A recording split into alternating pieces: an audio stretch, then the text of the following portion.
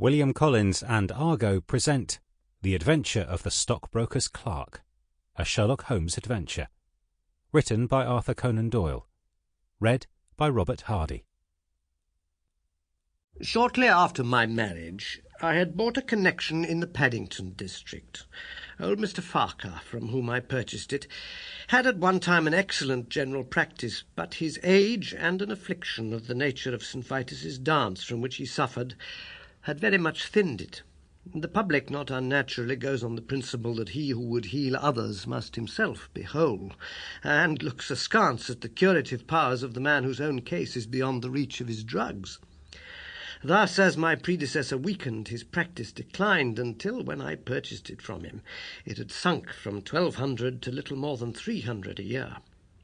I had confidence, however, in my own youth and energy, and was convinced that in a very few years the concern would be as flourishing as ever.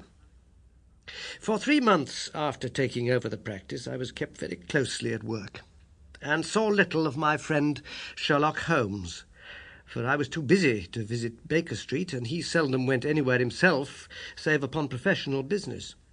I was surprised, therefore, when one morning in June, as I sat reading the British Medical Journal after breakfast, I heard a ring at the bell, followed by the high, somewhat strident tones of my old companion's voice.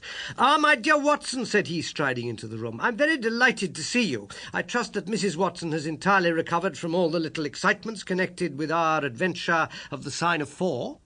"Thank you, we are both very well," said I, shaking him warmly by the hand.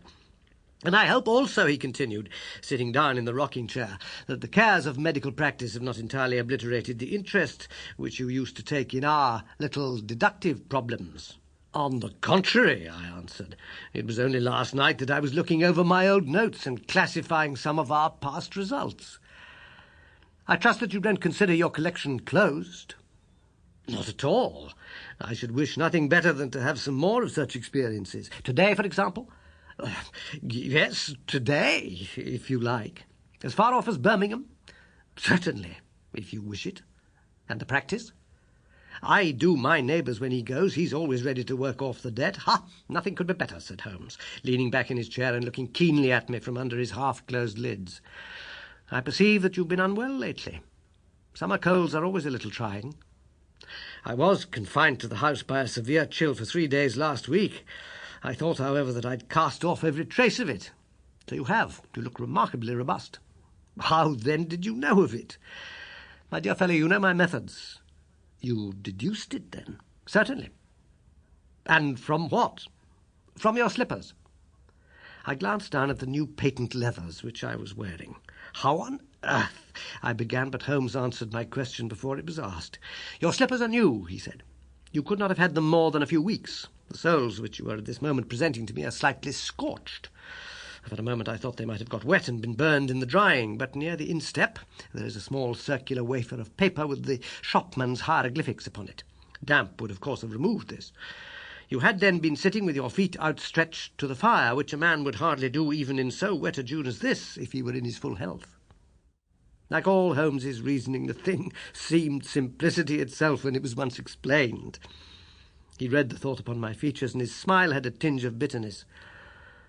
"I'm afraid that I rather give myself away when I explain," said he. "Results without causes are much more impressive." "You're ready to come to Birmingham, then?" "Certainly." "What is this case?" "You shall hear it all in the train. My client is outside in a four-wheeler. Can you come at once?" "In an instant." I scribbled a note to my neighbour, rushed upstairs to explain the matter to my wife, and joined Holmes upon the doorstep. "Your neighbour is a doctor," said he, nodding at the brass plate. "Yes, he bought a practice as I did." "An old established one?"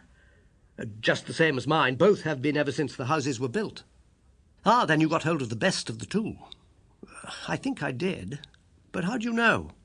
"By the steps, my boy. Yours are worn 3 inches deeper than his. But this gentleman in the cab is my client, Mr. Hall Pycroft. Allow me to introduce you to him." "Whip your horse up, cabby, for we have only just time to catch our train." The man whom I found myself facing was a well-built, fresh-complexioned young fellow with a frank, honest face and a slight, crisp yellow moustache. He wore a very shiny top hat and a neat... Sample complete. Ready to continue?